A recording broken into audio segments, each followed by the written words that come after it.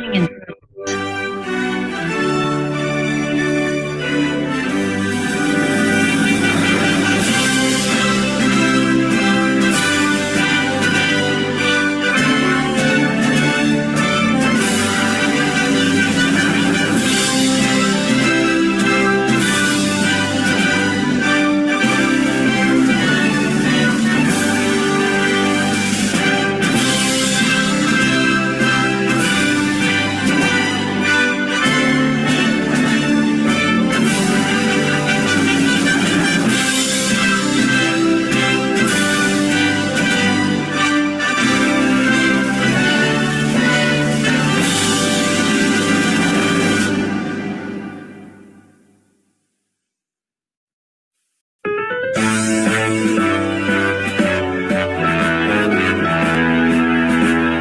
sekolah tinggi, ilmu hukum Islam cerdaskan bangsa, wujud bakti pada bangsa dan masyarakat, hak asasi manusia.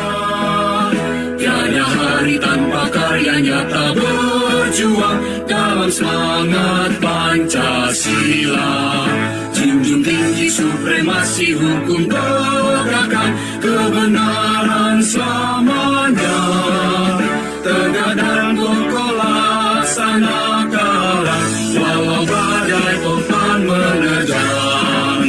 Islam tetap jaya menuju Indonesia yang gemilang. Sekolah tinggi ilmu hukum, Islam amanah tercinta, terdepan dalam kembangkan profesi hukum kita. Mengemban amanah mulia, lahirkan cendekia, paripurna jiwa raga.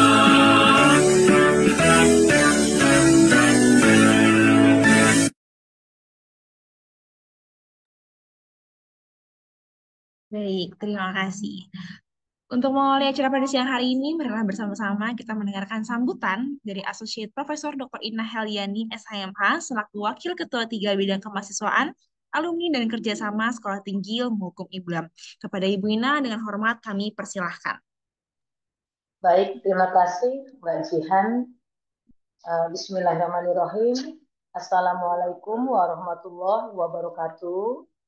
Salam sejahtera bagi kita semua. Om Swastiastu, Namo Buddhaya, salam kebajikan. Yang saya hormati Bapak Ibu narasumber, yang saya hormati Ibu Sofa Laila, SHMH, dan Mas Ardan, STSHMH, juga Ibu Moderator, Ibu Dr. Feni Widyastuti, serta para peserta seminar dan seluruh sivitas akademika yang saya banggakan. Pertama-tama, marilah kita panjatkan puji syukur Allah Subhanahu wa Ta'ala karena atas rahmat dan karunia-Nya kita dapat berkumpul secara virtual dalam seminar yang sangat penting ini dengan tema transformasi digital dalam penanganan kekerasan seksual di kampus. Sebagai Wakil Ketua 3 dan Ketua Penelitian, saya mengapresiasi terselenggaranya seminar ini. Kekerasan seksual memang merupakan persoalan yang sangat serius, yang tidak hanya menyangkut aspek hukum, tapi juga hak asasi manusia, dan lingkungan akademik yang aman dan nyaman bagi seluruh sivitas kampus. Di mana di era digital ini, Bapak Ibu, transformasi ini menjadi salah satu alat strategis dalam mempercepat dan memperkuat penanganan kasus kekerasan seksual. Kami harapkan dengan memanfaatkan teknologi digital, kita dapat menciptakan mekanisme pelaporan yang lebih mudah, lebih cepat, dan perlindungan yang lebih efektif, serta edukasi yang lebih masif dan inklusif. Saya berharap seminar ini dapat menjadi wadah yang inspiratif untuk berbagi pengalaman, berbagi gagasan, dan solusi inovatif yang mampu mewujudkan kampus kita bebas dari kekerasan seksual dan menciptakan lingkungan belajar yang ramah dan aman bagi semua. Akhir kata, saya mengucapkan terima kasih kepada seluruh pihak yang telah berkontribusi dalam pelaksanaan seminar secara virtual ini.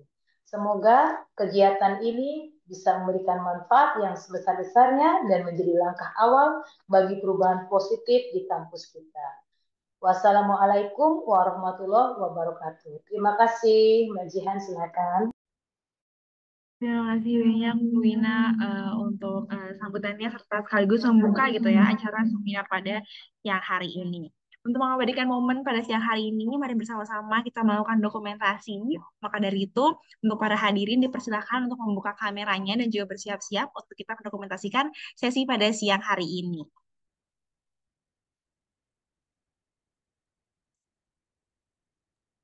Oke, baik. Mungkin ditunggu. Selamat datang Bapak Ibu peserta, silakan on kamera. Saya bantu ya Mbak Jihan. Oke, para hadirin bersilakan untuk membuka kameranya mungkin atau bisa memberikan reaction juga gitu ya, jempol atau mungkin tepuk tangan gitu bagi yang tidak bisa membuka kamera. Oke, kalau kayak gitu ini ada satu slide saya dokumentasikan. Oke, satu, dua, tiga. Oke, sekali lagi apakah ada gaya PPKS? Nggak ada ya? Kalau nggak ada, oke. Yang kedua kita gaya bebas aja. Oke, gini gayanya ya Bu. Oke, kita gayanya seperti ini teman-teman. Stop kekerasan seksual di kampus. Oke, saya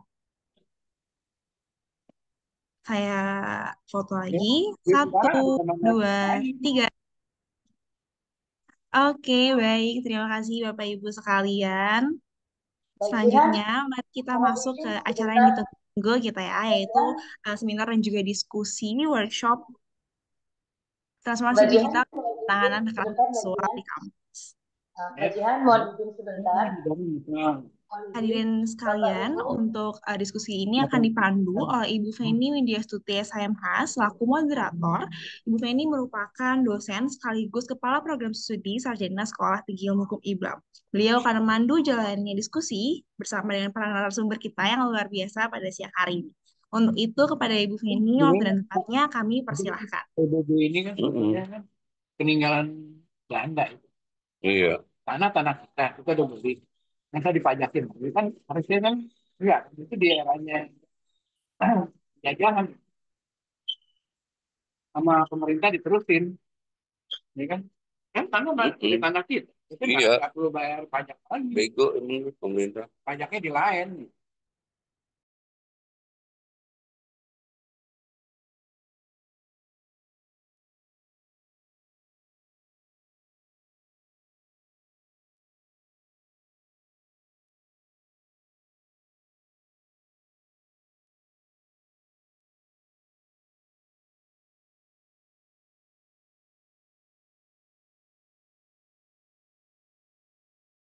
Kak, maaf gak ada suaranya.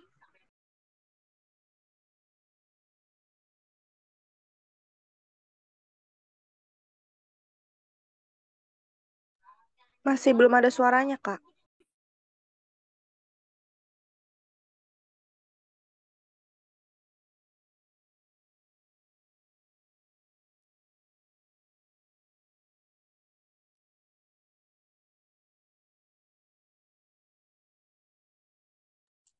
Oke, baik. Para hadirin, kita sama-sama menunggu ya untuk perbaikan teknis sebentar dari moderator kami pada siang hari ini.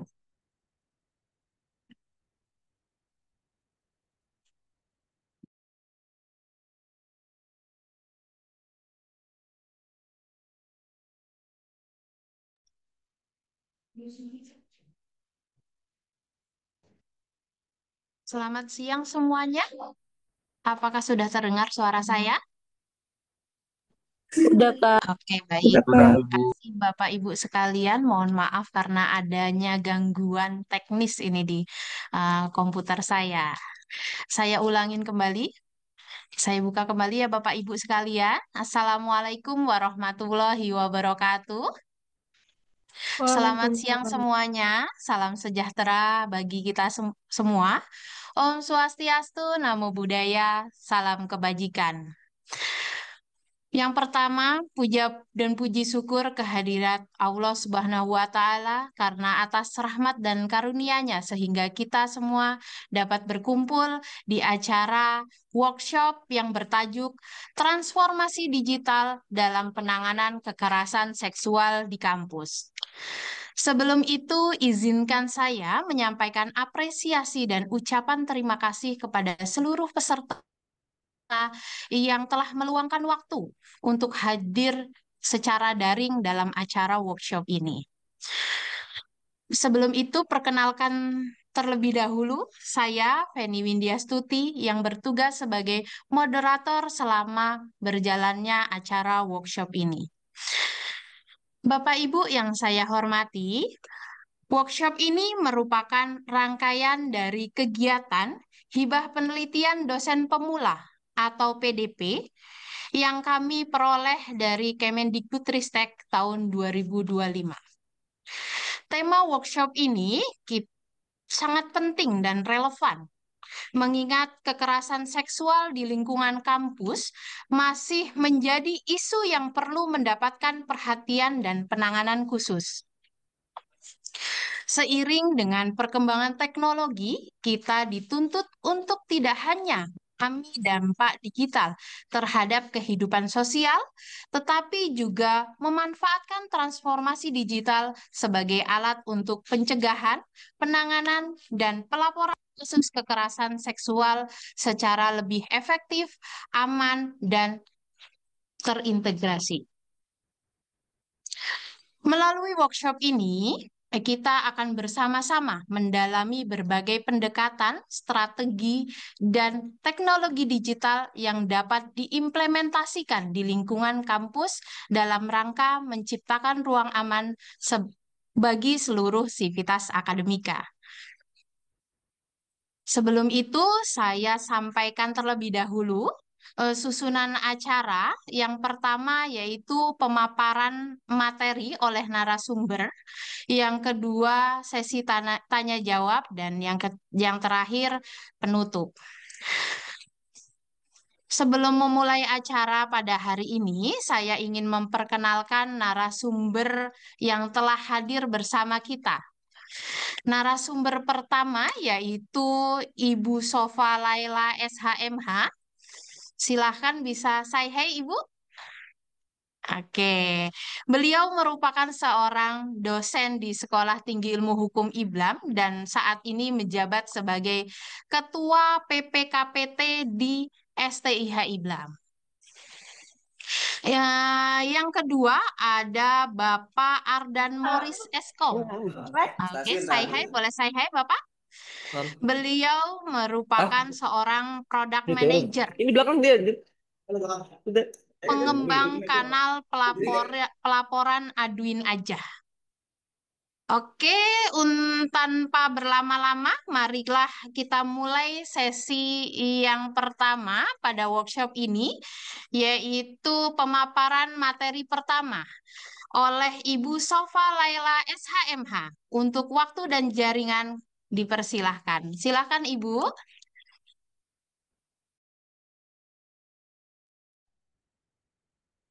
Baik, terima kasih kepada Bu Feni. Assalamualaikum warahmatullahi wabarakatuh.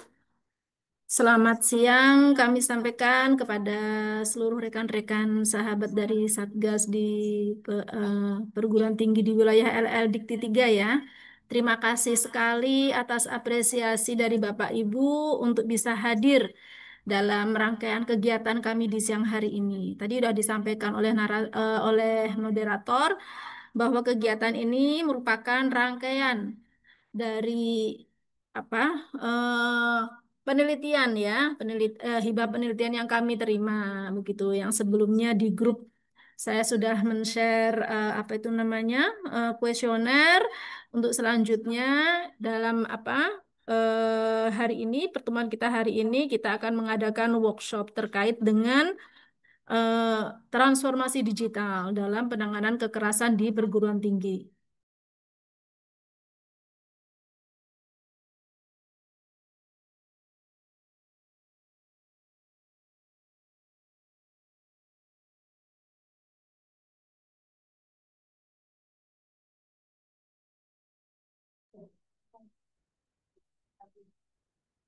Baik, oke.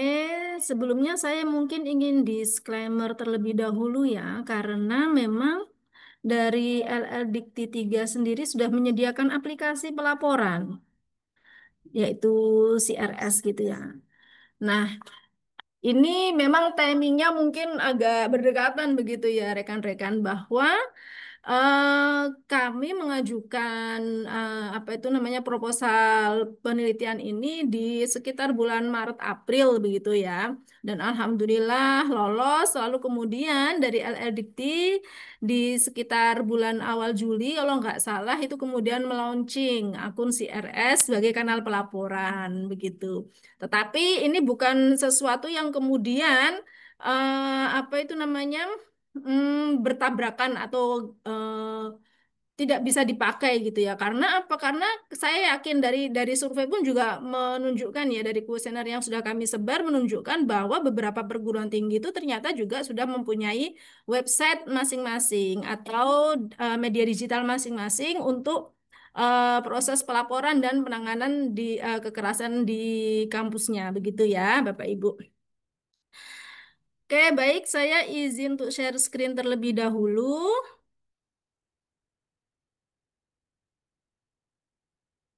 Ya, transformasi digital dalam penanganan kekerasan seksual di kampus dengan pendekatan kebijakan feminis studi kasus peran Satgas PPKPT di perguruan tinggi. Ini adalah merupakan judul dari penelitian kami. Ya, mengapa judul ini kemudian jadi penting gitu ya? Nah, tentu teman-teman atau rekan-rekan semua yang berkecimpung dalam apa ya?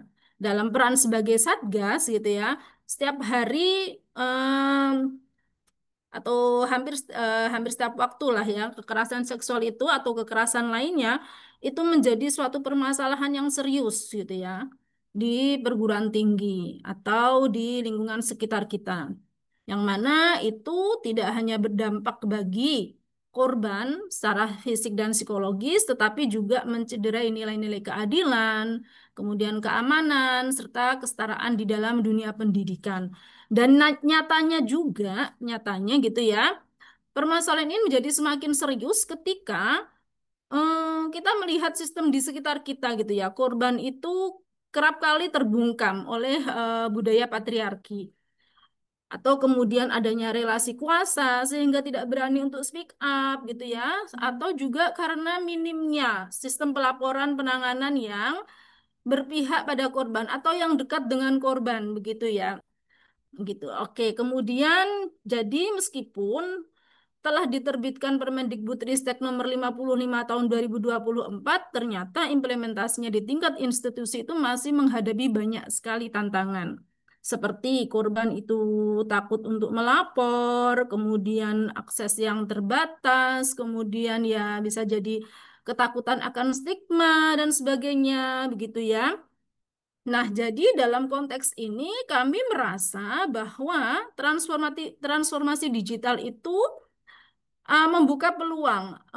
Dia memiliki potensi yang besar untuk kemudian memperkuat sistem pelaporan atau memudahkan sistem pelaporan, mendekatkan sistem pelaporan gitu ya. Kemudian memberikan perlindungan dan pendampingan korban kekerasan seksual di kampus. Sehingga urgensi atau tujuan dari penelitian ini yang kami harapkan adalah adanya kebutuhan untuk menyediakan kanal pelaporan yang aman, serta dalam membangun mekanisme penanganan yang berbasis etika feminisme dan keberpihakan kepada korban, gitu ya. Nah, urgensi yang lainnya bisa dikatakan bahwa kita melihat ya sebagai apa ibaratnya pionir atau satgas, termasuk saya gitu ya di kampus merupakan eh, kepengurusan awal keberadaan Satgas di kampus tempat saya di STIH Iblam gitu ya. Sehingga kita bisa melihat awal-awal pembentukan Satgas itu pelaporan itu masih sangat manual sekali gitu ya. Korban datang ke ruang Satgas gitu untuk konsultasi itu pun juga tidak mudah pasti. untuk datang ke ruang menghadap kami gitu ya, itu bukan sesuatu yang mudah bagi korban. Sehingga kita bertransformasi, kita mewujudkan bentuk pelaporan yang lain gitu ya. Apa itu namanya, baik itu melalui WA atau media sosial dan sebagainya. Tetapi ternyata kenyataannya hingga saat ini masih banyak perguruan tinggi yang belum didukung oleh media digital. Sehingga dalam konteks ini tentu saja transformasi digital memiliki potensi yang besar ya untuk memperkuat sistem tadi. Oke, kemudian adapun rumusan masalah dalam penelitian yang kami ajukan yaitu yang pertama, bagaimana transformasi digital penanganan kekerasan seksual di perguruan tinggi dapat membantu peran Satgas PPKPT. Kemudian yang kedua yaitu apa saja faktor yang mempengaruhi efektivitas penggunaan media digital dalam penanganan kekerasan seksual di perguruan tinggi, serta yang ketiga yaitu bagaimana pendekatan feminis itu dapat membantu pengguna website dalam melakukan pelaporan terkait kekerasan seksual.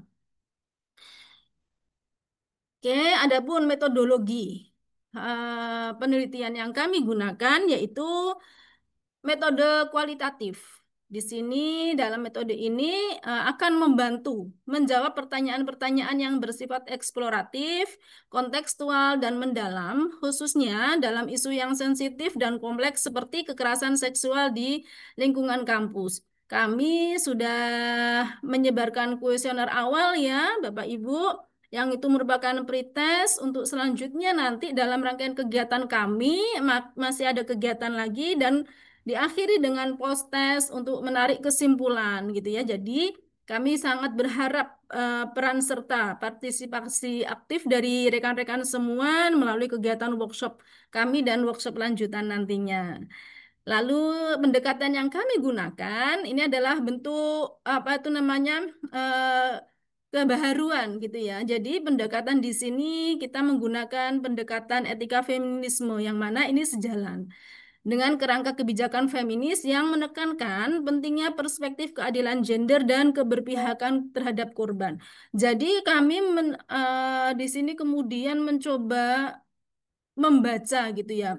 Kenapa kampus gitu sudah menyediakan kanal pelaporan melalui media digital, tetapi masih ada ketakutan untuk melapor dan sebagainya, atau masih ada jarak atau akses yang terbatas gitu. Sehingga kami mencoba menghadirkan media digital yang lebih ramah, yang lebih mudah diakses dan penanganan yang berpihak kepada korban. Lalu selanjutnya dari hasil kuesioner awal dapat kami paparkan beberapa hasil sebagai berikut, yaitu beberapa bentuk transformasi digital yang telah dilakukan oleh rekan-rekan ya, rekan-rekan di kampusnya masing-masing itu adalah pelaporan online. Di sini bisa berupa website, aplikasi gitu ya. Jadi yang awalnya melalui pelaporan secara manual, datang ke ruangan Satgas, kemudian mengisi form dan sebagainya, kemudian bisa jadi beralih ke pelaporan melalui WA gitu ya. Nah, itu kemudian bergeser yaitu pelaporan online melalui website dan aplikasi.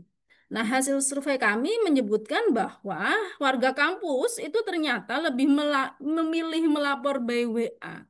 Meskipun kampus tersebut sudah memiliki website gitu ya. Ternyata pelaporan melalui WA itu lebih lebih aman bagi apa itu namanya warga kampus yang ingin melapor gitu. Karena mungkin lebih mudah diakses, lebih dekat dengan mereka gitu ya. Nah, ini yang kemudian nanti kami coba untuk apa menghadirkan kanal pelaporan yang dekat gitu ya, yang dekat, yang bisa diakses layaknya WA begitu. Kalau yang mungkin sudah Bapak Ibu hadirkan di kampus masing-masing itu ya melalui website, aplikasi itu kan masih harus membuka website, kemudian dari situ kemudian melakukan pelaporan gitu. Nah, itu kecenderungannya yang kami tangkap dari survei yang kami sampaikan, meskipun sudah ada website, sudah ada aplikasi, tetapi mereka itu lebih memilih melapor by WA begitu ya. Kemudian database terpadu ya, yaitu integrasi terhadap data kasus.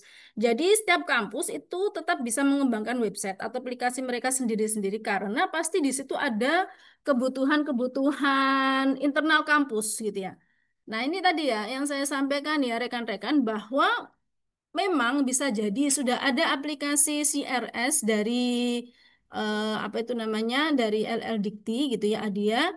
Akan tetapi kampus itu mungkin masih membutuhkan aplikasi atau website tersendiri karena akan ada data-data untuk internal kampus gitu ya.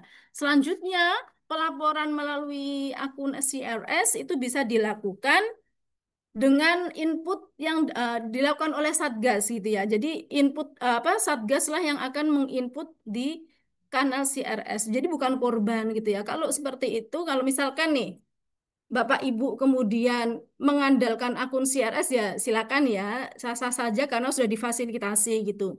Akan tetapi perlu sosialisasi ulang nih bagi Bapak Ibu yang sudah punya website sebelumnya gitu kan. Oke, kemudian konseling digital ya. Ini mungkin belum banyak dilakukan. Bisa jadi memang belum dilakukan ya, karena biasanya pelaporan awal, kemudian kita memanggil untuk bertatap muka, gitu ya, untuk mencari informasi lebih dalam, gitu kan, investigasi dan sebagainya, gitu. Tetapi dalam beberapa kasus itu ada yang pelapor gitu itu bukan dalam rangka apa itu namanya ingin memberikan sanksi gitu ya, ingin memberikan sanksi Kirana sama Siti atau mah, melaporkan Rana dan Ranu. pelaku begitu ya. Ini selalu mau ikut Zoom nggak? Oke, ada suara yang masuk? Udah? Oke, dalam beberapa kasus itu kan ada ya yang hanya ingin sekedar konseling, hanya ingin sekedar curhat begitu, bukan dalam rangka untuk melaporkan pelaku, untuk memberikan sanksi kepada pelaku gitu ya.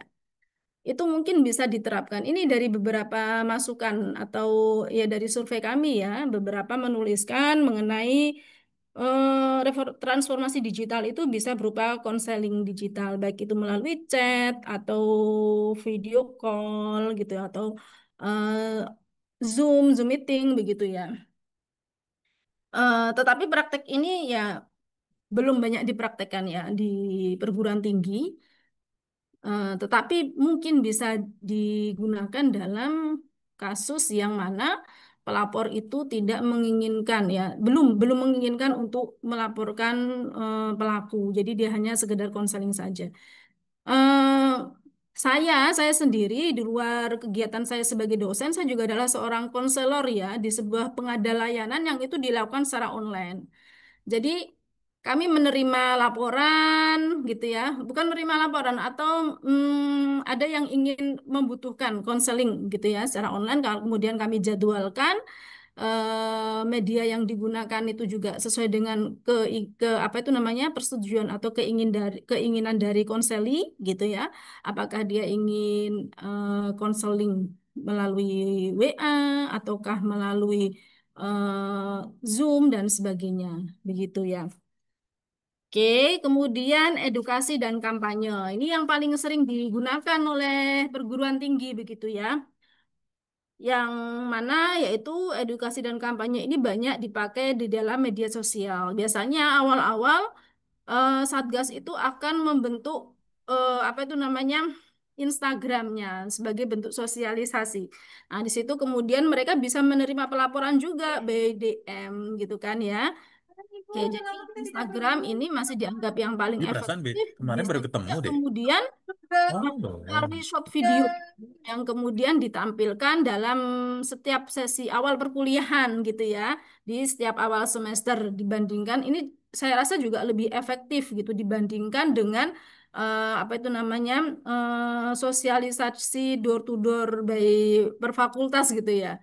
Gitu, oke. Kemudian ini bentuk transformasi yang digunakan ya. Lalu, nah, efektivitas atau kemanfaatan yang bisa dirasakan oleh Satgas gitu ya dengan adanya transformasi digital ini adalah adanya dashboard manajemen laporan yang lebih akurat dan real time gitu ya. Karena setiap laporan sudah kemudian bisa tersimpan filenya dengan baik dan sebagainya.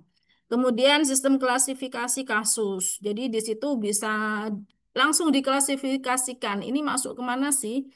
Kekerasan seksual kah, kekerasan fisik kah, kekerasan psikis kah, atau intoleransi kah, atau perundungan begitu ya. Kemudian tentu saja akan memudahkan koordinasi, baik itu antar anggota Satgas maupun koordinasi dengan korban atau pelapor, begitu ya. Kemudian adanya tindak lanjut terstruktur, yaitu di situ akan terdapat pencatatan langkah penanganan serta progresnya dan apabila diperlukan juga langkah terkait dengan sinergitas atau integrasi dengan mitra ya, yaitu pengada layanan secara psikologi atau bantuan hukum seperti itu. Kemudian manfaat lainnya tentu saja adalah edukasi yang lebih luas dan itu lebih efektif dan efisien begitu. Selanjutnya, tentu saja ya, tantangan apa sih tantangannya gitu ya dalam mengembangkan atau mentransformasi digital gitu penanganan kekerasan di kampus itu pasti akan ada tantangannya gitu. Yang pertama adalah fitur penghubung dengan mitra. Ini harapannya seperti itu ya. Ada fitur yang menghubungkan dengan mitra, baik itu pengada layanan psikologi atau bantuan hukum. Nah, ini bisa dimulai dengan adanya MOU kampus dengan pengada layanan yang dibutuhkan. Karena mungkin tidak semua kampus itu memiliki layanan fakultas psikologi gitu ya. Atau tidak semua kampus memiliki fakultas hukum atau LBH dan sebagainya. Kemudian keamanan data, privasi dan keamanan data ya, karena ini penting sekali. Kenapa? Berkaitan dengan kepercayaan warga kampus untuk melapor, keamanan, kenyamanan warga kampus untuk melapor gitu ya. Kemudian informasi update laporan, ini menjadi tantangan gitu ya, karena pasti ada kebutuhan dari pelapor atau korban gitu ya untuk mengakses update pelaporan yang sudah mereka lakukan by system gitu ya. Selanjutnya yaitu sosialisasi. Nah, tentu saja dalam setiap pengembangan atau penambahan media digital baru gitu di setiap kampus pasti akan timbul tantangan ya terkait sosialisasi. Seperti misalkan nih apabila kampus itu sudah mempunyai website, namun kemudian ada aplikasi lain dari LLDikti gitu kan. Nah, ini kan berarti harus sosialisasi lagi nih. Gitu kan. Nah, kalau menurut saya ya tidak perlu gitu ya. Kita kembangkan saja website kita gitu kan yang sudah ada gitu. Nah, adapun pelaporan melalui LLD akun CRS itu bisa diinput oleh apa itu namanya? Oleh anggota Satgas gitu ya. Jadi tidak perlu ada sosialisasi terkait dengan akun CRS dari LLDikti gitu ya. Kemudian, nah ini tantangan dari warga kampus itu sendiri ya, minimnya literasi digital, kemudian juga merasa aksesnya yang terbatas. Nah ini yang kami coba untuk mendekatkan layanan itu, gitu ya, aksesnya bisa lebih mudah dijangkau gitu, sehingga ini menjadi tantangan bagi Satgas gitu, agar akses pelaporan ini bisa lebih dekat dengan warga kampus ya. Nah, seperti tadi ya, buktinya bahwa meskipun sudah ada website, tetapi pelaporan lewat WA ini lebih populer gitu, karena lebih mudah, lebih dekat gitu. Oke, setelah demikian ya tantangan, kemudian oke kesimpulan. Jadi seiring dengan kemajuan teknologi, tentu saja transformasi digital ini menjadi instrumen penting dalam upaya pencegahan dan penanganan kekerasan seksual yang harus terus dikembangkan oleh kampus ya. Dalam rangka apa? Tentu saja bukan hanya sebagai kemudahan akses, kemudian juga layanan yang cepat dan terpadu, sarana edukasi dan sosialisasi, melainkan juga sebagai dukungan ekosistem yang menghadirkan rasa aman dan inklusif di lingkungan kampus serta memperkuat sistem pelaporan, pelindungan, dan pendampingan korban maupun pelapor dengan upaya mengedepankan penanganan yang berbasis keberpihakan kepada korban. Oke, baik rekan-rekan semua. Nah, dari apa ya yang saya paparkan tadi dan termasuk juga simpulan awal dari penelitian, mungkin nanti akan ada diskusi dan sharing dari teman-teman semua, rekan-rekan semua terkait strategi ya, strategi penguatan yang bisa dilakukan dalam menjawab tantangan-tantangan yang ada. Misalkan platform yang ramah pengguna, kemudian perlindungan data melalui enkripsi gitu ya, agar lebih terjaga privasi dan keamanannya ya, kemudian perlunya kolaborasi. Ya, kolaborasi karena semua tidak bisa dikerjakan sendiri oleh Satgas. Anggota Satgas juga terbatas gitu ya. Maka perlu adanya kolaborasi lintas sektor dengan mitra dan sebagainya. Kemudian juga edukasi terkait literasi digital. Itu mungkin penguatan strategi atau nanti ada sharing dari rekan-rekan semua yang bisa kita diskusikan bersama begitu ya. Oke, slide terakhir, teknologi itu hanyalah alat ya, dan yang membuatnya bermakna adalah bagaimana kita bisa menggunakannya untuk melindungi sesama. Terima kasih atas perhatian rekan-rekan semua. Assalamualaikum warahmatullahi wabarakatuh. Waalaikumsalam warahmatullahi wabarakatuh. Wah, sangat luar biasa sekali ini pemaparan materi dari Ibu Sofa Laila SHMH. Nah, selanjutnya mari kita dengarkan pemaparan materi yang kedua, yaitu dari Bapak Ardan Moris Eskom. Silahkan waktu dan jaringan kami persilahkan, Bapak. Baik, terima kasih Ibu Feni. Sebelumnya suara saya terdengar ya? Halo? Apakah suara saya terdengar? Terdengar, Bapak? Terdengar, Pak. Silahkan. Oke. Terdengar, Pak. Baik, sebelumnya perkenalkan, nama saya Arden Morris. Saya bekerja di bidang IT. Eh, Biasanya saya mengerjakan itu project manager aplikasi, pembuatan aplikasi, website, maupun aplikasi untuk Windows ataupun untuk Macintosh. Nah, di sini saya ingin mempresentasikan mengenai aplikasi yaitu namanya Aduin Aja dengan slogan diam bukan pilihan, aduin aja. Solusi modern pelaporan kekerasan seksual di lingkungan kampus.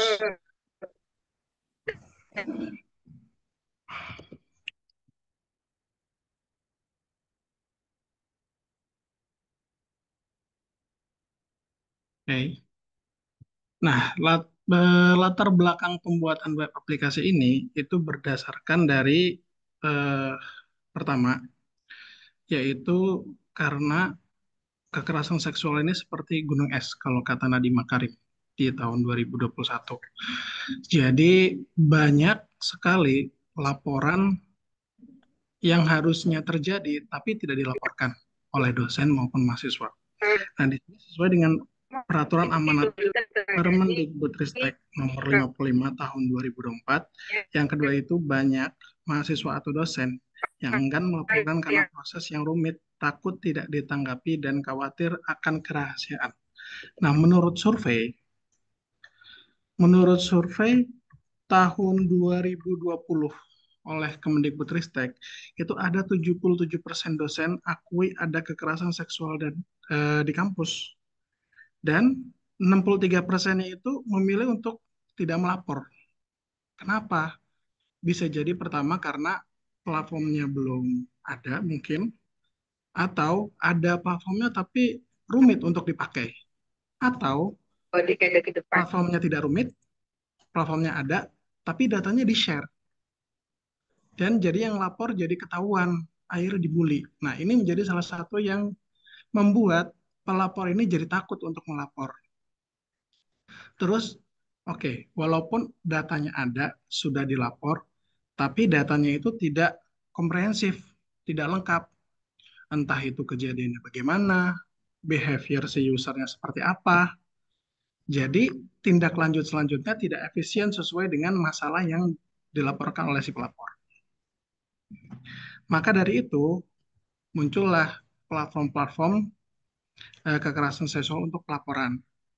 Nah, di sesi kali ini saya akan mempresentasikan web aplikasi Aduin Aja, di mana di aplikasi web aplikasi Aduin Aja itu penggunaannya itu sangat mudah, di mana penggunaannya itu bisa dilakukan oleh berbagai macam device, maupun itu dari Android, dari iPhone, dari Windows pun, dari Macintosh, dari Apple, dan dari berbagai platform. Syaratnya cuma simpel. Syaratnya itu cuma butuh internet access aja. Dan tidak ada minimum spek. Dan tidak perlu install di Play Store ataupun di App Store. Karena ini berbasis web browser. Nah, di mana sih mudahnya kalau kita lihat di fitur ini ya? Ini kan mudah menurunkan hambatan untuk melapor. Jadi kalau misalkan kita lanjut. Di sini, si pelapor ini hanya membutuhkan aplikasi yang sudah ada di semua HP, yaitu kamera. Jadi si pelapor itu tinggal men-scan QR yang telah ditempelkan di sudut-sudut kampus. Dimanapun, entah di toilet, entah di perpustakaan, entah di kelas, entah di parkiran, dimanapun. Jadi ketika si pelapor ini mau melapor gampang, karena di setiap sudut itu ada. Pun kalau misalkan QR-nya ini jarang, bisa nanti si pelapor itu difoto dan disimpan di dalam galeri. Jadi nanti ketika mau melapor, dia bisa scan QR yang disimpan di galerinya. Nanti akan ke direct ke sebuah link melalui browser, dan disitulah baru si pelapor mengisi informasinya. Nah, kalau kita lihat di slide sebelumnya, itu ada yang disebut aman.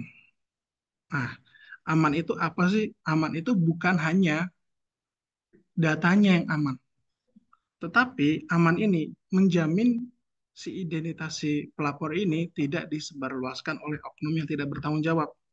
Jadi di isi form ini ada pilihan di mana si pelapor ini apakah dia membolehkan datanya untuk dipelajari lebih lanjut oleh si admin yang menerima laporan atau tidak.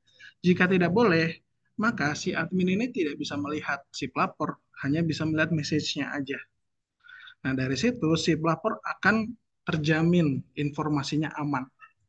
Gitu. Jadi si admin ini bisa melihat isi laporannya apa, jadi bisa menindaklanjuti, tetapi menindaklanjutnya tidak sedetail dari si pelapor yang mau men-share informasinya. Gitu. Nah, setelah si pelapor ini menginputkan datanya, maka dia otomatis ketika submit, dia akan menerima email masuk. Di mana isi email masuk itu adalah isi pemberitahuan bahwa pelaporannya itu telah masuk ke dalam sistem dan sedang direview oleh admin. Gitu. Nanti ketika si admin ini sudah melakukan action selanjutnya, apakah itu menindaklanjuti, apakah itu action yang lain, atau menolak, atau apa, nanti si pelapor akan mendapatkan email masuk lagi, yang isinya adalah update status yang dilakukan oleh admin. Jadi, si pelapor maupun si admin mendapatkan notifikasi email secara real time. Jadi kalau input sekarang, notifikasinya kemungkinan ya di 5 detik selanjutnya atau 10 detik selanjutnya, dan itu otomatis. Jadi dari sisi admin dan dari sisi end user bisa mendapatkan update secepat mungkin. Oke. Itu dari sisi si user. Nah, bagaimana sih dari sisi si admin? Bagaimana sih dari sisi dashboardnya untuk bisa manage? Nah, di sisi dashboard ini juga masuk ke real time, karena semua laporan yang masuk dari form itu akan masuk ke dashboard khusus yang sudah dimodifikasi. Jadi, di sini sudah ada beberapa datanya yang sebenarnya aku blur. Jadi, di sini ada beberapa data yang kita bisa lihat seperti ID submission-nya, formnya tentang apa, statusnya seperti apa, browsernya digunakannya apa, terus waktu dia publish. Nah, di dalam sini juga ada detail dari si pelapor jika dia memang mau men-share data informasinya dia. Jadi selain datanya dienkripsi, dia si pelapor juga berhak untuk memilih dia itu mau di-share nggak datanya. Kalau nggak di-share, ya datanya nggak bisa dilihat, tapi message-nya bisa dilihat. Ini sama seperti eh, end-to-end encryption-nya WhatsApp gitu. Jadi pesannya ada, tapi yang bisa lihat itu cuman si pengirim dan si penerima. Nah, cuman bedanya kalau dari sini, kalau misalkan si user mau untuk meng-share informasinya, berarti nanti ketika si admin mau menindaklanjuti, dia bisa memfollow up lewat email kah, atau lewat WhatsApp kah, atau lewat offline untuk menindaklanjuti temuan yang sudah diterima gitu. Nah, di real time dashboard ini, selain dari menjaring laporan yang akses termudah, menerima notifikasi yang tadi sudah saya jelaskan. Lalu data laporan yang sudah diverifikasi sama admin itu nanti akan dilengkapi lagi. Jadi kalau kita lihat di data sebelumnya, form itu akan seminimal mungkin. Jadi si pelapor itu bisa melapor kurang dari 1 menit. Gitu. Jadi nggak perlu informasi yang ribet banget. Nanti informasi yang ribet itu akan diverifikasi oleh si admin. Jadi nanti si admin akan mensinkronisasikan data pelapor dengan data yang database yang sudah ada. Misalkan yang melapor itu mahasiswa. Dia cukup cukup input nama dan NPM misal, atau NPM saja atau nama saja. Nanti dari admin itu bisa mensinkronisasikan datanya secara otomatis. Jadi nanti ketika nanti dilaporkan atau diinput ke sistem yang lebih besar, itu sudah lengkap datanya. Lalu di real time dashboard ini, admin juga dapat melihat behavior dari si pelapor. Jadi misalkan contoh, dalam seminggu ini pelapor itu melakukan 3 kali sampai 4 kali. Nah, dari sini admin bisa melihat nih, oh ternyata si pelapor A ini sering banget nih kena kekerasan seksual. Gimana sih alurnya sih? Apakah itu di hari Minggu, apakah itu di hari Senin? Kita bisa lihat dari time dia melapornya. Jadi nanti behaviornya itu kelihatan polanya. Polanya dia misalkan merasakan kekerasan seksual, jadi di sini bisa terlihat.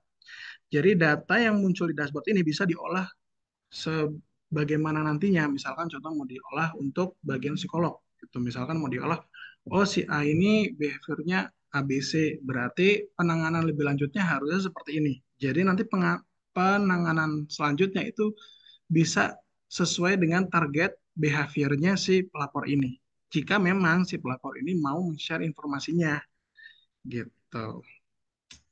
Lalu selanjutnya, bagaimana sih alur dari eh, web aplikasi Arduino aja sampai ke tahap akhir? Jadi, Arduino aja itu bukan untuk membandingkan dengan sistem yang lebih besar seperti yang dipunyai LLDT. Arduino aja ini mensupport, mendukung sistem yang sudah lebih besar. Jadi di Arduino aja ini lebih cepat untuk menggather data, mengumpulkan data. Nanti datanya diolah. Nanti setelah datanya diolah, itu baru diinput ke LLDT. Jadi LLDT itu bisa mendapatkan data lebih cepat dengan adanya web aplikasi Arduino aja.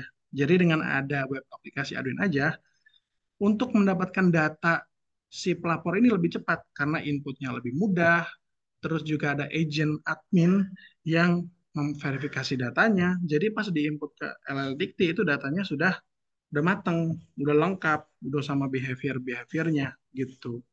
Jadi nggak perlu lagi ketika mahasiswa atau mahasiswi atau dosen ketika dia mau melapor, dia harus input data yang banyak banget.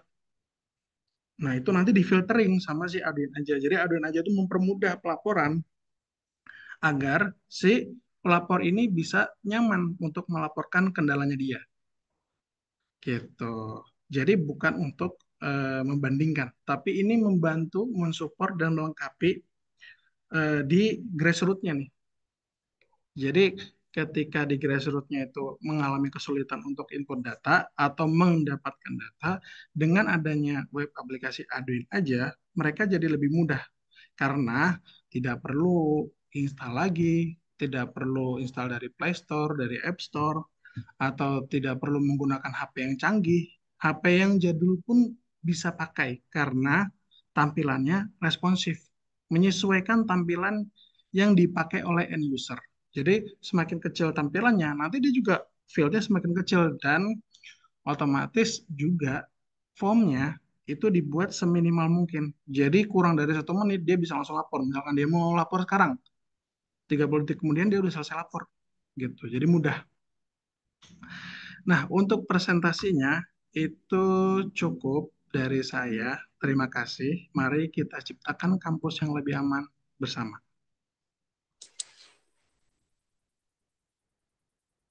Oke, Lagi ke Ibu Feni. Terima oke. kasih. Terima kasih banyak, Pak Ardan, atas materi yang disampaikan. Luar biasa ini materinya. Hmm, terkait dengan acara selanjutnya, bahwa kita memasuki sesi tanya jawab. Maka dari itu, saya membuka 3 pertanyaan terlebih dahulu. Bagi peserta yang ingin mengajukan pertanyaan, silakan raise hand atau tulis pertanyaan di kolom chat, serta sebutkan nama dan asal instansi. Silakan, Bapak Ibu.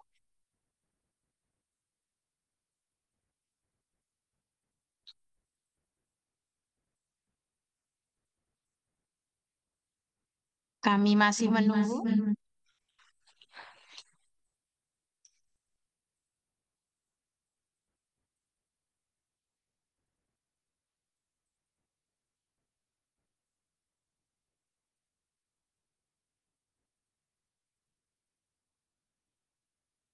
Silakan, ada yang ingin bertanya, bisa di kolom chat atau langsung raise hand, bisa nanti langsung bertanya langsung dengan pemateri kita pada siang hari ini.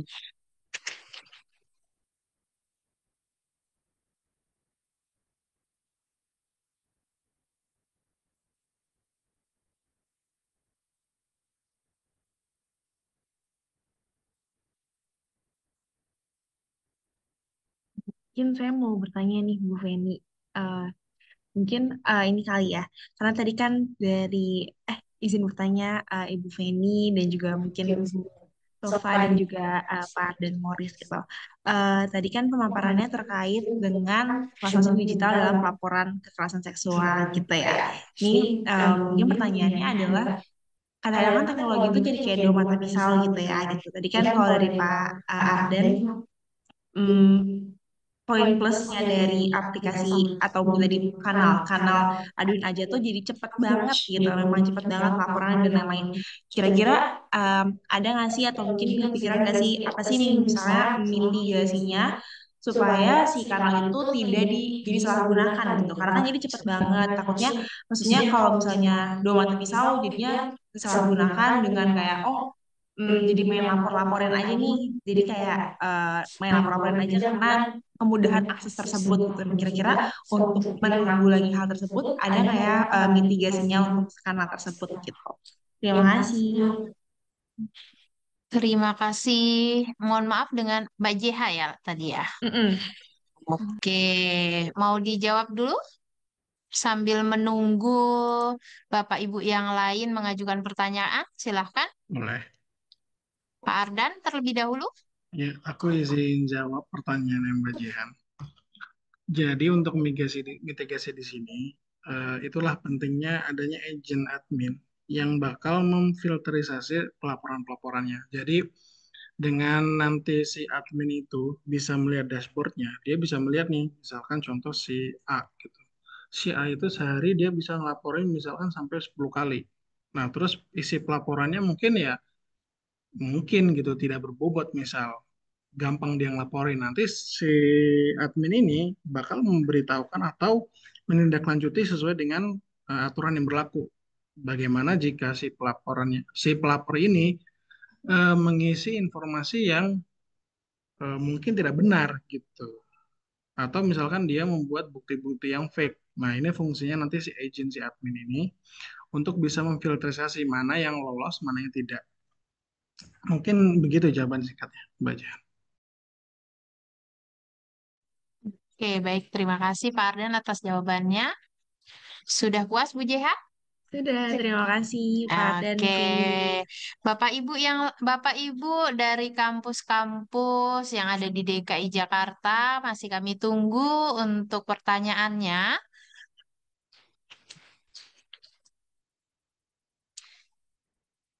Oke, saya bacakan. Mohon izin Bapak Ibu yang terhormat, perkenalkan saya Anggia Damayanti, mahasiswa baru dari IBLAM. Izin bertanya, apakah penggunaan aplikasi atau platform digital dapat meminimalkan reviktimisasi korban ketika melapor? Bagaimana bentuk implementasinya? Terima kasih. Silahkan, Ibu Sofa bisa menjawab. Oke, baik. Terima kasih kepada Mbak Anggia ya yang udah bertanya gitu kan mengenai oke sebentar mengenai apakah penggunaan aplikasi atau platform digital dapat meminimalkan reviktimisasi korban ketika melapor. Ini kalau bentuk implementasinya nanti mungkin bisa dibantu jawab sama Pak Ardan begitu ya. Tetapi tentu saja kita sudah mitigasi resiko bahwa ini nantinya tidak kemudian menjadi apa itu namanya korban itu menjadi korban lagi gitu ya. Ya, sudah menjadi korban kemudian menjadi korban lagi ketika dia melapor gitu kan. Maka pengembangan dari media digital atau website yang kita kembangkan nantinya itu kan tadi ya berbasis pada pendekatan etika feminisme atau keberpihakan kepada korban atau pendekatan yang ramah terhadap korban gitu ya sehingga tidak perlu takut akan terjadi reviktimisasi bahkan terhadap kerahasiaan data pelapor pun tentu itu akan terjamin kerahasiaannya. Tadi juga disampaikan gitu ya bagaimana terkait dengan enkripsi data untuk di apa ditampilkan atau tidak dan sebagainya gitu ya sehingga ya dan tentu saja tidak diperkenankan ya apa itu namanya dari Satgas kemudian melakukan hal yang demikian begitu. Itu dari saya, terima kasih. Oke, terima kasih Bu Sofa. Pak Ardan ada tambahan? Ya, mungkin tambahan dari sisi digitalnya. Nah, ini pentingnya platform Arduin aja ini. Jadi semakin mudah itu memberikan kesempatan bagi korban-korban kekerasan seksual untuk mereka itu yang tadinya nggak kepengen lapor jadi melapor karena keamanannya itu ada dua lapis.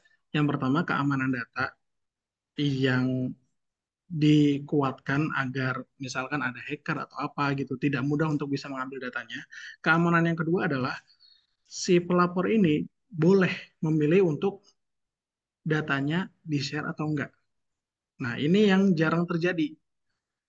Yang sering terjadi di berbagai platform adalah ketika mereka melaporkan itu tidak ada pilihan di mana dia mau men-share datanya atau tidak. Ini sama kayak kalau misalkan kita menjelajahi sebuah website terus ditanya mau accept cookies atau enggak.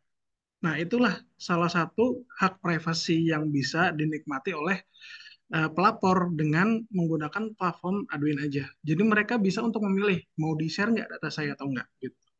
Ketika dia mau di-share, tindak lanjutnya akan lebih spesifik. Ketika dia tidak mau share datanya, tapi dia mau share message-nya aja, berarti tindakan selanjutnya adalah hanya mengimplementasi message yang dikirimkan, bukan menindaklanjuti orangnya siapa. Kalau misalkan si admin tahu orangnya siapa kan berarti kan, oh berarti penanganan si A itu nanti seperti ini. Nah itu nanti berbeda lagi ketika dia mau share atau tidak di-share. Gitu. Nah, kalau dari sisi digital, aku bisa jelasinnya sampai sana. Oke, terima kasih Pak Ardan atas penjelasannya. Selanjutnya ada pertanyaan lagi dari Debbie Fitria. Mohon izin Bapak Ibu, perkenalkan saya Debbie Fitria, mahasiswa STIH IBLA. Izin bertanya, mohon penjelasan sejauh mana media digital bisa mendukung pemulihan psikologis korban, bukan hanya sebagai sarana pelaporan. Terima kasih. Silahkan bisa dibantu Bu Sofa. Baik, terima kasih untuk Mbak Debbie Fitria ya. Tadi ya dalam beberapa slide yang saya sampaikan itu ada beberapa bentuk apa itu namanya transformasi digital yang bisa dilakukan atau dari survei yang kami sebarkan itu beberapa menyebutkan bentuk transformasi digital itu adalah berupa konseling online gitu ya. Tetapi memang di perguruan tinggi mungkin banyak yang belum mempraktekkan hal ini gitu ya. Tetapi di beberapa lembaga pengada layanan itu ada yang memberikan layanan psikologi, apa itu namanya secara online gitu ya, baik itu melalui chat WA atau Zoom meeting begitu. Jadi itu bisa dimanfaatkan. Apa itu namanya media digital itu sangat bisa dimanfaatkan untuk membantu pemulihan psikologis korban. Mungkin belum bisa difasilitasi oleh PPKPT gitu ya, tetapi masyarakat itu bisa mengakses di pengada layanan yang sudah ada dan memberikan ruang apa itu namanya ruang konseling secara online begitu. Oke, terima kasih Bu Sofa. Silahkan ada yang raise hand atas nama Ibu Furi, Sek Satgas UNJ. Silahkan bisa menyampaikan langsung pertanyaannya. Oke, terima kasih. Apa suaranya saya masuk? Masuk Ibu, silahkan. Oke. Terima kasih. Mohon izin saya dari Satgas PPK UNJ. Izin bertanya tadi terkait dashboard ya.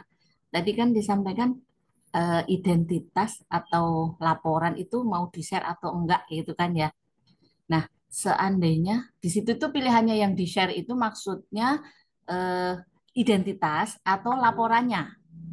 Nah, terus seandainya misalnya yang dia tidak berkenan untuk di-share, tidak berkenan untuk di-share identitasnya, untuk tindak lanjut penanganan berikutnya seperti apa ya? Itu ya. Pertama, terus kalau misalnya yang dimaksud di-share tadi, satu adalah identitas, yang kedua adalah kasus ya. Nah, mohon penjelasannya terkait yang itu tadi. Terima kasih. Oke, baik. Terima kasih Bu Furi. Silahkan bisa dibantu jawab Bu Sofa atau Pak Ardan terlebih dahulu. Oh, silahkan Mas Pak Ardan. Baik, saya akan membantu menjawab dari sisi IT-nya dari pertanyaan Uri. Jadi, kalau di dashboard itu, jika memang si pelapor ini tidak mau untuk share informasinya, mungkin aku Suaranya mohon maaf ada share yang lagi masuk ya. materinya. Pengumuman yang gila-gila gitu. Agak ada tuh yang flexing yang pamer mobil mewah, mereka sekali aja pamer apa tanker gitu kali ya. Iya, mereka nggak bikin gitu. Nah ini. Jadi ketika si user atau si pelapor dia tidak bersedia untuk men-share data pribadinya, maka nanti nama dan NPM dan email itu akan terenkripsi. Jadi kalau kita bisa melihat password, bentuknya kayak password lah. Jadi benar-benar tidak bisa melihat informasi si pelapor ini. Tapi si admin itu bisa melihat isi pesannya dan bukti yang di-upload. Nah, kalau kita lihat di bawah ini ada buktinya, misalkan dia upload screenshot, upload video, upload dokumen, upload gambar, upload suara, misal suara percakapan gitu, misal rekaman gitu. Nah, dari sisi admin ini bisa melihat dari message-nya, pesannya apa yang dilaporkan. Jika memang si user ini tidak ingin share data pribadinya, itu menjadi salah satu layer proteksi bagi si pelapor agar mereka lebih aman untuk melapor. Nah, untuk tindak lanjutnya itu bisa dilakukan dari sisi si admin. Nah, mungkin nanti untuk dari bisnis proses tindak lanjut selanjutnya mungkin akan dibantu oleh Ibu Sofa untuk menjelaskan bagaimana nanti aturan-aturannya. Begitu. Silakan Ibu Sofa. Oke, baik. Sebelumnya terima kasih untuk Bu Wuri atas pertanyaannya. Jadi dalam beberapa apa itu namanya laporan yang masuk gitu ya, bisa jadi gitu kan di awal itu memang pelapor itu hanya ingin sekedar konseling, hanya ingin sekedar curhat, ya hanya ingin sekedar cerita. Jadi dia sedang tidak ingin melaporkan pelaku, gitu ya, karena dia khawatir dengan resiko-resiko yang mungkin akan dihadapi olehnya ketika bisa jadi si pelaku itu mempunyai relasi kuasa yang lebih tinggi dibandingkan dengan dirinya, begitu ya. Dalam beberapa kasus itu ada gitu. Maka setiap langkah yang harus dilakukan oleh Satgas itu tentu saja harus mengedepankan konsen atau persetujuan dari pelaku. Ini adalah bagian dari bentuk penanganan etika feminisme, gitu ya. Ini sekaligus menjawab dari pertanyaan Mbak Nadia ya. Di situ ada pertanyaan mengenai pendekatan etika feminisme dalam mengimplementasikan penanganan kekerasan, gitu ya. Sekali lagi, pendekatan etika feminisme ini adalah berarti menempatkan korban itu sebagai subjek penuh, yang mana kita sebagai Satgas itu hanya membantu korban untuk berdaya dalam menentukan setiap langkah dan pilihan dirinya, ya. Jadi kita hanya membantu korban untuk berdaya menentukan langkah dan pilihan dirinya. Kita tidak boleh menyetir dia harus ini dilaporin aja. Ini tuh harus diberi sanksi nih pelakunya. Nggak bisa. Ya, jadi tugas kita hanya memberikan apa? Pilihan-pilihan yang bisa di apa? Dicerna oleh apa? Atau kita sharing pilihan dia itu seperti apa, resikonya seperti apa gitu kan. Kalau memilih plan A akan seperti ini, memilih plan B seperti ini. Jadi itu adalah pendekatan feminis bahwa memberikan ruang untuk korban itu berdaya dan pulih. Jadi segala langkah itu harus dengan konsen dan kesadaran penuh dari korban gitu ya, termasuk untuk dia melanjutkan atau tidak, atau hanya sekedar ingin konseling atau mendapatkan layanan psikologis saja. Begitu Ibu, mudah-mudahan bisa menjawab pertanyaannya ya. Iya, berarti sifatnya kayak dia hanya curhat ya. Kalau yang itu sisi Bagaimana Ibu Wuri? curhatnya. Kalau yang itu berarti sifatnya kayak sesi curhat gitu ya, Bu ya. Kalau yang tidak, yang dia tidak mau ini hanya menyampaikan bahwa dia mengalami mungkin sebuah kekerasan gitu. Cuman ya hanya sampai di titik itu aja, tidak butuh untuk tindak lanjut berikutnya sama si pelaku gitu ya. Iya betul itu. Maka concern itu harus kita tanyakan di awal gitu kan. Apa itu namanya ketika dia sudah selesai bercerita dan harapan dia mau seperti apa gitu kan. Di situ akan terlihat arahnya mau kemana begitu. Oke, terima kasih jawabannya Bu Sofa. Oke, baik. Pertanyaan selanjutnya tadi untuk Nadia Suci Rahmawati sudah terjawab ya oleh Bu Sofa. Saya lanjutkan pertanyaan dari Agnes Ananta. Mohon izin Bapak Ibu perkenalkan saya Agnes Ananta Yosefin, mahasiswa dari Stikes Mayapada. Izin bertanya bagaimana cara Satgas mengatasi kendala sumber daya seperti dana dan fasilitas. Terima kasih Bapak dan Ibu. Ibu Sofa bisa dibantu? Silakan. Baik, terima kasih untuk Ibu Agnes yang sudah bertanya. Oh, Mbak Agnes ya, karena masih mahasiswa ini dari Stikes Mayapada. Nah, ini terkait dengan kendala sumber daya ya. Eh, Kalau itu sumber daya manusia pasti kan harus diberdayakan dari mahasiswa, dari tenaga pendidik, dan dari dosen yang ada di kampus tersebut untuk terlibat aktif, ya, khususnya dalam bertugas sebagai Satgas PPKPT, begitu ya. Lalu kemudian kendala selanjutnya terkait dengan dana, gitu. Itu sebenarnya sudah diatur di dalam Permendikbudristek nomor 55 tahun 2024 tentang pendanaan yang itu eh, apa menjadi tanggung jawab dari pimpinan perguruan tinggi, dari kampus, dari yayasan dan sebagainya. Sudah ada pengaturannya seperti itu. Tinggal bagaimana kampus itu mengkomunikasikan, Satgas mengkomunikasikan gitu. Dan dari LLDikti sendiri juga sebenarnya beberapa waktu lalu sudah ada pertemuan ya dengan petinggi kampus untuk menyampaikan asosiasi terkait Permendikbudristek 55 tahun 2024 termasuk dengan adanya apa itu namanya pendanaan bagi kampus ini, pendanaan bagi PPKPT yang menjadi tanggung jawab kampus itu. Lalu fasilitas, pasti ya beberapa perguruan tinggi di LL Dikti 3 khususnya, seperti halnya di STIH Iblam. Kita punya LBH loh gitu. Karena kita adalah kampus hukum gitu kan, Sekolah Tinggi Ilmu Hukum. Maka kita punya LBH, yang di situ kita bisa untuk mendampingi kebutuhan korban terkait dengan kebutuhan pendampingan hukum.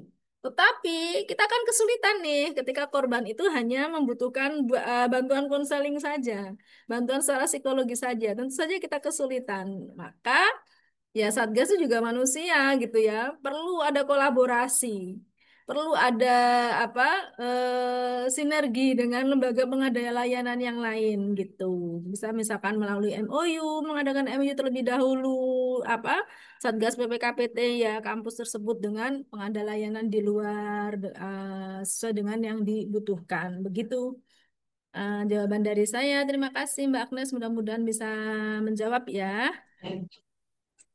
Oke, terima kasih Ibu Sofa. Apakah sudah menjawab Mbak Agnes Ananta? Saya rasa sudah cukup jelas ya apa yang Baik Ibu, disampaikan terima kasih oleh atas Ibu Sofa. jawabannya. Selanjutnya ada pelaporan lagi dari Bapak Muhammad Anda Febrian. Mohon izin Bapak, Ibu yang terhormat, perkenalkan saya Brian, mahasiswa baru dari IBLAB. Saya ingin bertanya mengenai bagaimana nanti ketika ada laporan fake atau laporan palsu, apakah ada tindakan tegas kepada pelapor palsu tersebut dan bagaimana ketika pelaporan korban itu bocor keluar? Apakah tindakan Bapak Ibu sekalian? Sekian, terima kasih. Silahkan, bisa dibantu jawab Ibu Sofa atau Pak Arda? Iya, mungkin saya akan bantu jawab dari sisi teknikalnya, dari sisi IT-nya. Jadi prinsipnya aduin aja adalah menerima. Jadi keamanan yang ada di form itu cuman keamanan dari bot saja. Jadi misalkan contoh ada orang yang iseng, dia mau input 10.000 form dalam waktu 1 detik misal. Nah, nanti di isi form itu ada keamanan namanya captcha. Jadi dia harus melengkapi keamanan tersebut. Entah keamanannya harus membuktikan bahwa dia itu bukan robot, dan lain-lain. Itu salah satu mitigasi agar tidak ada pelaporan palsu dalam sisi sistemnya. Maksudnya dia bikin draft banyak, terus dia lapor banyak banget, itu dalam hitungan ratusan atau ribuan dalam waktu yang dekat gitu. Nah, kalau dia menggunakan bot itu nggak bisa. Karena memang sekarang pengamanan bot dari Google maupun dari Cloudflare itu sudah advance.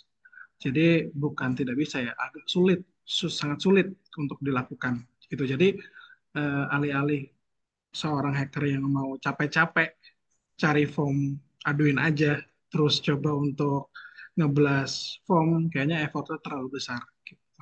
Jadi itu salah satu tindakan mitigasi untuk pelapor palsu dalam kasus ini adalah bot.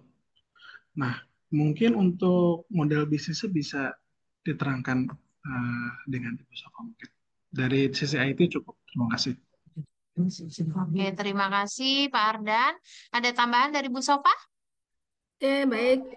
Ada tambahan dikit ya dari saya untuk Mas Anda Febrian. Nah, apakah sebagai mahasiswa hukum tentu Mas Anda bisa mengetahui ya bahwa akan ada sanksi nih buat laporan palsu gitu kan. Pasti. Nah, kita kemudian juga bisa merujuk kepada hal itu gitu ya. Kalau memang laporan yang diberikan itu adalah palsu, bisa jadi kita akan memberikan sanksi khusus gitu ya. Lalu bagaimana ketika laporan korban itu bocor? Tentu saja ini harus dihindari, harus diantisipasi ya. Nah, di apa itu namanya? Aduin aja ini kita sudah menjaga nih agar apa tetapi bagaimanapun juga ya semua tidak ada yang sempurna, maka dari itu kita adakan workshop ini dalam rangka menerima masukan dari teman-teman semua, rekan-rekan semua, terutama apabila nanti ini sudah mulai berjalan gitu ya, tetapi dari awal sudah ada apa itu namanya mitigasi resiko agar laporan itu tidak bocor gitu kan. Ini hanyalah sistem gitu ya. Nah, bagaimana manusianya yang menjalankan sistem itu tidak membocorkan laporan gitu kan. Kembali lagi bahwa sebagai seorang satgas itu melakukan bentuk tindakan penanganan itu juga ada prinsipnya yang diatur gitu. Ada prinsip penanganan kekerasan yang itu sudah diatur di dalam Permendikbudristek nomor 55 tahun 2024 gitu ya. Ada prinsip kehati-hatian, ada prinsip kerahasiaan, itu harus dipegang teguh ya. Kalaupun kebocoran data itu adalah karena ulah manusianya atau ulah anggota satgasnya, tentu akan ada sanksinya yang harus diberikan kepada si anggota satgas tersebut. Begitu ya, mudah-mudahan bisa menjawab untuk Mas Anda Febrian. Terima kasih. Oke, ada tambahan lagi dari Pak Ardan, silakan. Iya, jadi salah satu keamanan dari sisi admin adalah eh, bagi pelapor yang tidak ingin share informasinya dia, admin itu tidak akan bisa melihat informasinya. Informasi tentang dia. Tapi kalau message-nya bisa lihat. Dan misalkan ada yang membocorkan, dari sisi aduin aja dalam dashboard itu ada yang namanya sesi login. Jadi pasti ketahuan siapa yang membocorkan data itu. Dan dari sisi security, dari sisi admin juga pasti mikir, ketika dia melakukan seperti itu, pasti ketahuan dari sistem. Siapa, kapan, yang melakukan aktivitas apa aja yang dia lakukan. Jadi untuk misalkan memang terjadi, itu pasti penangkapannya atau pencarian informasi lebih cepat daripada pelaporan manual.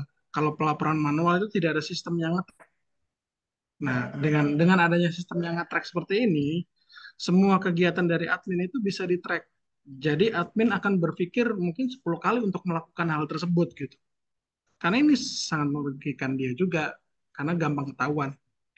Karena yang login itu sudah pasti misalkan dua orang antara si A si B. Terus juga dalam login admin ini ada beberapa keamanan seperti uh, two factor authentication, di mana ketika si admin login dia harus mengaktifkan faktor keamanannya seperti OTP yang ada di Google Authenticator maupun OTP yang ada di SMS. Gitu. Jadi kalau keamanan sistem juga ada beberapa layer. Tapi memang benar yang dibilang sama Ibu Sofa, tidak ada ya yang aman. Dari sistem yang aman bisa jadi dari SDM-nya. Nah, dengan adanya sistem ini, untuk men-track kegiatan si dashboard-nya itu, si adminnya itu, bisa lebih cepat. Bahkan mungkin kejadiannya di jam 12, jam 1 udah ketahuan, udah dikejar gitu. Udah ditanya-tanya gitu. Dan untuk di dashboard-nya juga eh, banyak banyak fitur yang menyediakan di mana ya si admin ini tidak bisa ekspor XML, ekspor Excel, ekspor PDF gitu. Jadi kalaupun dia mau nyoba dia harus satu-satu nulis, nah itu kan. Jadi memang ya dari sisi dashboard ini lebih aman dan kalaupun memang terjadi bisa cepat ditemukan masalahnya. Gitu. Mungkin dari aku cukup Mbak Weni. Oke, terima kasih Pak Ardan. Pak Ardan, sepertinya ada satu lagi nih pertanyaan dari Fajar Ari. Bagaimana Aduin Aja memastikan kerahasiaan dan validasi laporan agar mahasiswa merasa aman untuk melapor, sekaligus mencegah tunggang tindih dengan mekanisme pelaporan PPKS yang sudah ada di kampus? Baik, terima kasih pertanyaannya. Izin menjawab Mbak Penny dari Fajar Ari ya. Bagaimana Adrian aja memastikan kerahasiaan dan validitas laporan agar menjaga mahasiswa merasa aman untuk melapor. Salah satu agar si pelapor ini merasa aman, ya dia bisa memilih untuk tidak men-share informasinya dia. Jadi yang bisa dilihat oleh admin adalah message-nya. Terus salah satunya gimana caranya biar nggak tumpah tindih. Nanti si admin ini bakal melihat. Jadi kan prinsipnya Adwin aja itu kan menerima pesanan. Jadi walaupun dia pesanan berkali-kali gitu, nanti dalam sisi dashboardnya itu kelihatan si A ini dalam waktu kurun 3 hari dia ngelapor 5 kali gitu. Nah dari sisi admin itu bisa melihat apakah pesan yang sama yang dilapor atau enggak. Terus juga si admin itu bisa memvalidasi mana laporan yang benar-benar valid, mana yang laporan yang isinya berita bohong gitu. Jadi mekanismenya adalah dari sisi admin akan memvalidasi laporan yang sudah masuk dan dari sisi sistem itu akan mengkategorikan si A ini dia dalam waktu 3 hari. Jadi nanti ada journey-nya si mahasiswa A ini. Ada journey-nya jadi si admin itu bisa melihat dan memvalidasi data yang telah diterima. Dan dia juga bisa, si admin bisa memvalidasi, misalkan mekanismenya itu ada yang dari WhatsApp. Nah, nanti dia juga bisa ngecek nih dari WhatsApp gimana, dari laporan offline-nya bagaimana, dari sisi dashboard-nya laporannya bagaimana, dan nanti si adminnya pasti bisa menyimpulkan apakah apa tindak lanjut yang harus dilanjutkan gitu dari laporan yang banyak dari si usernya ini. Mungkin itu kalau dari sisi sistemnya, Mbak. Oke, terima kasih Pak Ardan. Ada yang ingin bertanya lagi? Oh, masih ada lagi nih. Dari Ibu Galuh Ais dari Stikes Mayapada, izin bertanya bagaimana cara memastikan keberlanjutan program PPKPT setelah selesai masa pendanaan? Sebelumnya terima kasih. Silahkan bisa dibantu Ibu Sofa Laila. Baik, terima kasih untuk Mbak Galuh ya. Mbak Galuh. Oke. PPKPT itu kan adalah amanah ya dari Permendikbudristek yang harus dijalankan, harus diimplementasikan oleh setiap perguruan tinggi ya, untuk membentuk Satgas PPKPT. Sebelum adanya Permendikbudristek 55 2024 itu kan Permendikbudristek 30 2021 itu memang tidak mengatur mengenai pendanaan bagi PPKPT ya. Ini sebenarnya di luar konteks nih karena kita kan mengenai media digital ya, transformasi digital gitu ya.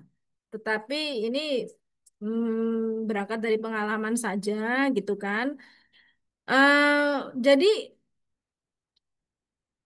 beberapa kampus memang sudah menerapkan apa itu namanya kebiasaan baik gitu ya. Ketika itu masih di Permendikbud Ristek 30 2021 ya yang tidak tidak mengatur mengenai pendanaan. Terlihat dari dukungan pimpinan gitu ya bahwa setiap kali ada kegiatan itu PPKPT disupport dan sebagainya. Maka ketika sudah ada Permendikbud Ristek yang baru 55 2024 yang mengatur pendanaan itu merupakan kewajiban dari pimpinan gitu ya, dari kampus gitu, perguruan tinggi khususnya untuk yang swasta gitu kan.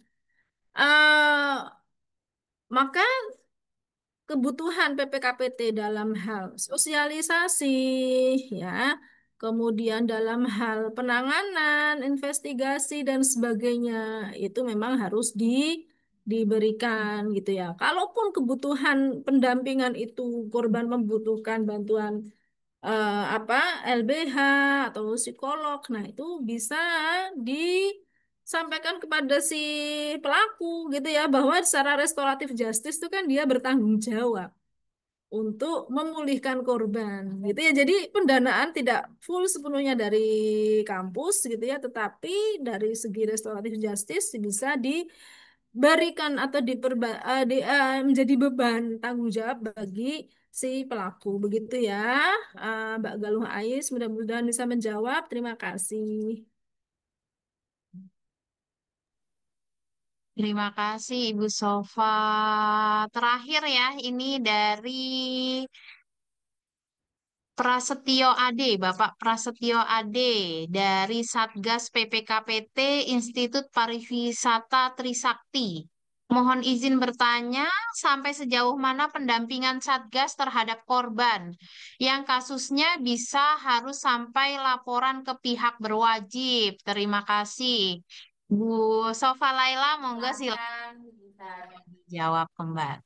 Baik, terima kasih untuk Pak Prasetyo Adi dari PPKPT Institut Pariwisata Trisakti atas pertanyaannya.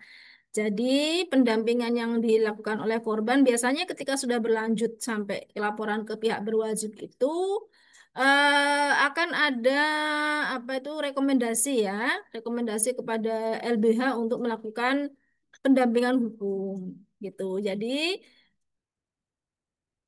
kalau yang praktek kami di STIHI bilang ya, itu adalah bahwa kita kalau korban itu kemudian memutuskan dengan persetujuannya dia memutuskan untuk kasus ini kemudian dilaporkan kepada pihak berwajib, begitu. Maka kita akan memberikan rekomendasi kepada LKBH yang kami miliki untuk melakukan pendampingan kepada korban. Selanjutnya, di situ korban pendampingan selanjutnya dilakukan oleh LKBH. Adapun dari kami hanya kemudian meminta laporan-laporan saja dari LKBH. Begitu. Jadi penanganan kita hanya sampai memberikan rekomendasi kepada LKBH dan pendampingan selanjutnya adalah dilakukan oleh LKBH. Begitu ya, Bapak Prasetyo Ade, semoga bisa menjawab. Terima kasih. Oke, baik. Terima kasih Bu Sofa. Wah, sangat luar biasa ya diskusi kita pada siang hari ini. Terima kasih Bu Sofa dan Pak Ardan kesempatannya untuk menjadi pemateri. Mungkin bagi teman-teman yang apa namanya yang masih ada pertanyaan, teman-teman ini kan sudah bergabung dalam grup ya, nanti bisa mengajukan pertanyaan di dalam grup tersebut. Nanti akan dibantu dijawab oleh Ibu Sofa dan Pak Ardan. Oke, tidak terasa kita telah sampai di penghujung acara workshop transformasi digital dalam penanganan kasus kekerasan seksual di kampus. Terima kasih yang sebesar-besarnya kami sampaikan kepada narasumber atas pemaparan yang sangat luar biasa. Dan terima kasih juga kepada seluruh peserta yang telah berperan aktif dalam sesi diskusi dan tanya jawab ini. Semoga workshop ini tidak hanya menjadi ruang berbagi ilmu, tetapi juga menjadi pemicu lahirnya komitmen dan aksi nyata dalam menciptakan kampus yang aman, nyaman, dan bebas dari kekerasan seksual dengan dukungan teknologi digital yang adaptif dan berkelanjutan. Kami mohon maaf apabila selama memandu acara ini terdapat kekurangan atau hal-hal yang kurang berkenan. Sampai jumpa di lain kesempatan. Akhir kata saya tutup. Wassalamualaikum warahmatullahi wabarakatuh dan acara saya kembalikan ke MC. Terima kasih Mbak Jeha.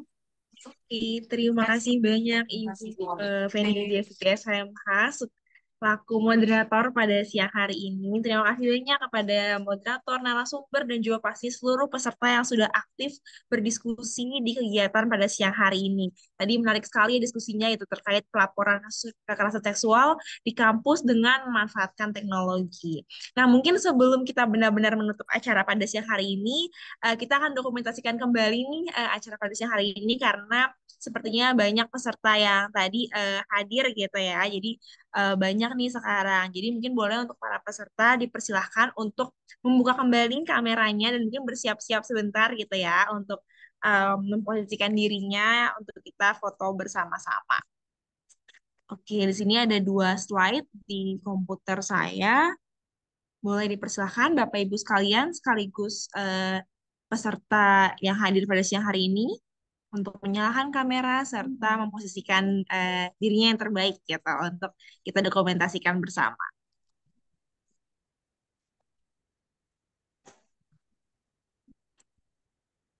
Oke, sudah semua. Oke, di sini ada 2 slide. Saya akan foto slide yang pertama dahulu. Oke, Oke, silakan. Sepertinya masih ada beberapa nih yang masih pada mau on cam. Kita tunggu beberapa detik sebentar. Oke, oke. Slide yang pertama saya mulai. Satu, dua, tiga. Oke, slide yang kedua. Satu, dua, tiga. Boleh tadi gaya PPKS? Oke. Oke, kembali ke slide yang pertama, gaya kedua. Satu, benar. Satu, dua, tiga. Oke, slide yang kedua, terakhir. Satu, dua, tiga. Oke, terima kasih banyak Bapak Ibu sekalian. Jangan lupa sebelum menutup acara pada siang hari ini, saya punya info yang menarik karena di minggu depan di hari Jumat pukul 1 kami akan mengadakan workshop mengenai topik yang sama yaitu pelaporan kasus kekerasan seksual melalui transformasi digital yang akan dilakukan di kampus Iblam Poltangan pada hari Jumat pukul 1. Nanti di acara tersebut akan banyak benefitnya, akan ada e-sertifikat, akan ada GoPay juga bagi peserta yang hadir, akan ada door prize menarik, serta ada merchandise yang akan dibagikan kepada teman-teman peserta yang hadir. Maka dari itu, ditunggu aja infonya, dan jangan lupa untuk nanti minggu depan kita akan bertemu di kampus Iblam Poltangan di pukul 1, 13.00 WIB. Untuk itu, sekali lagi, terima kasih banyak kepada Bapak Ibu sekalian yang telah berpartisipasi pada acara pada siang hari ini. Semoga apa yang kita sama-sama diskusikan dan pelajari memberikan manfaat yang besar dan dalam upaya bersama menangani kekerasan seksual di kampus dengan memanfaatkan transformasi digital. Saya Jihan, selaku MC, mohon maaf apabila ada kesalahan dalam memandu acara pada siang hari ini. Akhir kata, wabillahi taufiq wal hidayah. Wassalamualaikum warahmatullahi wabarakatuh. Selamat siang dan sampai jumpa di minggu depan, Bapak Ibu sekalian. Selamat.